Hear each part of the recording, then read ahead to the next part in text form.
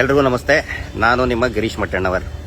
ಇವತ್ತು 14ನೇ ತಾರೀಕು ಜುಲೈ ತಿಂಗಳು ದೆಹಲಿಯ ಮಾನ್ಯ ಸರ್ವೋಚ್ಚ ನ್ಯಾಯಾಲಯದಲ್ಲಿ ಸೌಜನ್ಯ ಪ್ರಕರಣಕ್ಕೆ ಸಂಬಂಧಪಟ್ಟಂತೆ ತಾಯಿ ಕುಸುಮಾವತಿಯವರು ಸಲ್ಲಿಸಿದಂತಹ ಸ್ಪೆಷಲ್ ಲೀವ್ ಪಿಟಿಷನ್ SLPಯ ಅರ್ಜಿ ವಿಚಾರಣೆ, ಸೌಜನ್ಯ ಪ್ರಕರಣ ಮರು ತನಿಖೆ ಆಗಬೇಕು ಅಂತ ಏನು SLPಯನ್ನ ತಾಯಿ ಕುಸುಮಾವತಿ ಅವರು ಸಲ್ಲಿಸಿದ್ರು, ಅದರ ವಿಚಾರಣೆ ಇತ್ತು. ಆದರೆ ತಾಂತ್ರಿಕ ಕಾರಣಗಳಿಂದ ಇವತ್ತಿನ ಈ ವಿಚಾರಣೆಯನ್ನ 21ನೇ ತಾರೀಕು ಜುಲೈ ತಿಂಗಳು ಅಂದರೆ ಮುಂದಿನ ಮಂಗಳವಾರ ಅದನ್ನ ಮುಂದೂಡಿದ್ದಾರೆ. ಇದು ಈ ಒಂದು ಅಪ್ಡೇಟ್ ನಮ್ಮ ಎಲ್ಲ ಸೌಜನ್ಯ ಹೋರಾಟಗಾರರಿಗೆ ಮತ್ತು ನ್ಯಾಯಕ್ಕಾಗಿ ಪ್ರಾರ್ಥನೆ ಮಾಡ್ತಾ ಇರತಕ್ಕಂತಹ ಪ್ರತಿಯೊಬ್ಬರ ಗಮನಕ್ಕೂ ಇರಲಿ ಅಂತ ಹೇಳಿ ಈ ಅಪ್ಡೇಟ್ ಅನ್ನ ನಾನು ಕೊಡ್ತಾ ಇದ್ದೇನೆ. ಇದರಲ್ಲಿ ಎಲ್ಲರೂ ಗಮನಕ್ಕೆ ತರುವುದು ಏನಂತ ಹೇಳಿದ್ರೆ, ಎಷ್ಟೋ ಜನ ರಾಜಕೀಯ ನಾಯಕರು ಪೇಪರ್ನಲ್ಲಿ, ಟಿವಿನಲ್ಲಿ ಅಡ್ವರ್ಟೈಸ್ಮೆಂಟ್ ಕೊಡ್ತಿರ್ತಾರೆ. ನಾವು ಜನರ ಪರವಾಗಿದ್ದೇವೆ, ಪ್ರಜೆಗಳ ಪರವಾಗಿದ್ದೇವೆ, ಜನರ ಸುರಕ್ಷತೆಗೋಸ್ಕರ ಇದ್ದೇವೆ, ಹೆಣ್ಣು ಮಕ್ಕಳ ಸುರಕ್ಷತೆಗೋಸ್ಕರ ಇದ್ದೇವೆ, ನಾವು ಧರ್ಮ ರಕ್ಷಕರು ಅಂತ ಏನೇನೋ ಬರ್ಕೋತಾರಲ್ಲ. ಆನಂತರ ಸೌಜನ್ಯ ಮನೆಗೆ ಹೋಗಿ ರಾಜ್ಯಾಧ್ಯಕ್ಷರು ಬಿಜೆಪಿ ವಿಜೇಂದ್ರ ಅವರು ಹೇಳಿದ್ರು, ನೀವು ಸುಪ್ರೀಂ ಕೋರ್ಟಿಗೆ ಹೋಗಿ ಫೀಸ್ ನಾವು ಕೊಡ್ತೇವೆ, ಲಾಯರ್ ನಾವು ಕೊಡ್ತೇವೆ, ನ್ಯಾಯಕ್ಕೋಸ್ಕರ ನಾವು ಹೆಲ್ಪ್ ಮಾಡ್ತೀವಿ ಅಂತ ಏನೇನೋ ಹೇಳಿದ್ರಲ್ಲ. ಇವರು ಹೆಲ್ಪ್ ಮಾಡೋದು ಹೋಗ್ಲಿ ಇವರು ಮುಸುಡಿಗೆ. CBIನವರು ಈ ಮರು ತನಿಖೆನೇ ಆಗಬಾರದು ಅಂತ ಅರ್ಜಿ ಹಾಕಿದ್ದಾರೆ.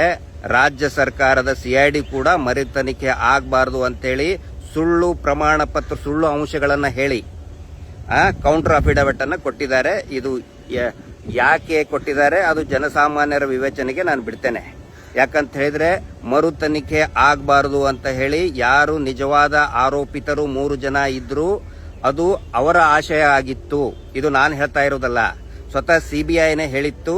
ತನಿಖೆ ಮಾಡುವಂತ ಸಂದರ್ಭದಲ್ಲಿ ಇದರಲ್ಲಿ ಸಂತೋಷ್ ರಾವ್ ಇಲ್ಲ, ಇನ್ನೂ 3-4 ಜನ ಇದ್ದಾರೆ, ಅವರ ತನಿಖೆಗೆ ಅವಕಾಶ ಮಾಡಿಕೊಡಿ ಅಂತೇಳಿ ಸ್ವತಃ CBIನೇ ವಿಶೇಷ ನ್ಯಾಯಾಲಯಕ್ಕೆ ಹೇಳಿತ್ತು. ವಿಶೇಷ ನ್ಯಾಯಾಲಯನೂ ಕೂಡ ಅದನ್ನು ಆದೇಶ ಮಾಡಿತ್ತು. ಆದರೆ ಅದನ್ನು ಪ್ರಶ್ನಿಸಿ ನಿಜವಾದ ಆರೋಪಿತರು ಯಾರಿದ್ದಾರೆ ಅದರಲ್ಲಿ ಉಲ್ಲೇಖ ಮಾಡಿದ್ದು, CBI ಅವರು ಉಲ್ಲೇಖ ಮಾಡಿದ್ದು ಉದಯ್ ಜೈನ್, ಮಲ್ಲಿಕ್ ಜೈನ್, ಧೀರಜ್ ಕೆಲ್ಲಾ 3 ಜನರ ಹೆಸರನ್ನ ಉಲ್ಲೇಖ ಮಾಡಿತ್ತು.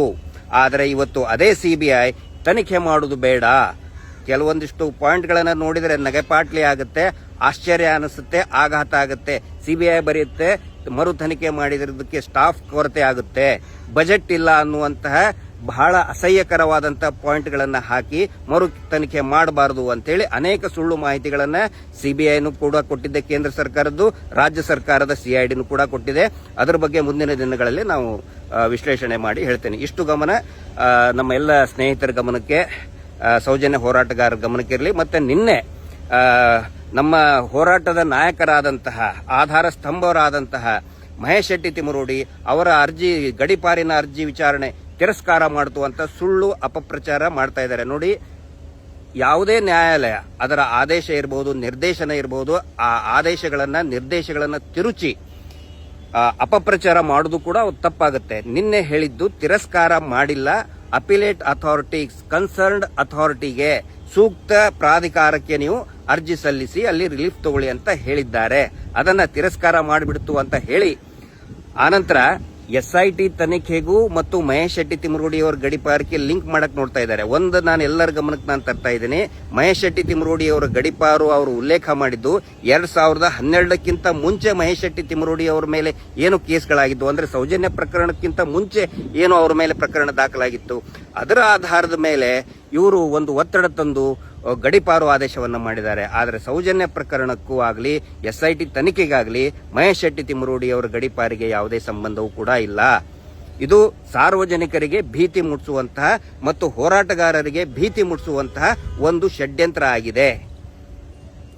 ಮಾನ್ಯ ಸುಪ್ರೀಂ ಕೋರ್ಟ್ ತಿರಸ್ಕಾರ ಮಾಡಿಲ್ಲ, ಸೂಕ್ತ ಪ್ರಾಧಿಕಾರಕ್ಕೆ ಹೋಗಿ ಅಂತ ಹೇಳಿದ್ದಾರೆ. ಇಷ್ಟು ಒಂದು ಮಾಹಿತಿ ತಮ್ಮೆಲ್ಲರ ಗಮನಕ್ಕೆ ಇರಲಿ ಅಂತ ಹೇಳಿ, ಮುಂದಿನ ಮಂಗಳವಾರ ಮತ್ತೆ ಸೌಜನ್ಯ ಪ್ರಕರಣದ ಮರು ತನಿಖೆಯ ವಿಚಾರಣೆ ಇದೆ.